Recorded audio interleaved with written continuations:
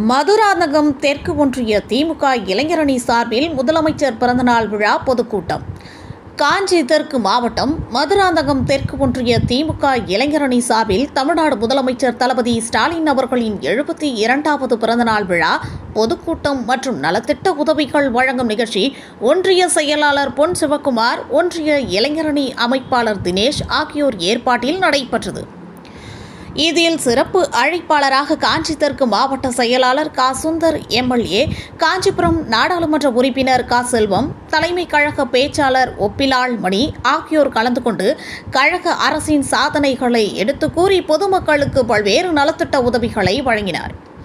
இந்த நிகழ்ச்சியில் மாநில இளைஞரணி துணை அமைப்பாளர் அப்துல் மாலிக், மாவட்ட இளைஞரணி அமைப்பாளர் யுவராஜ் உள்ளிட்டோர் 500க்கும் மேற்பட்ட திமுகவினர், பொதுமக்கள், இளைஞர்கள் அணி நிர்வாகிகள் என பலர் கலந்து கொண்டனர். இதுபோல் அனைத்து செய்திகளையும் காண மனித உறுதி ETV சேனலை தவறாமல் பார்க்கவும்.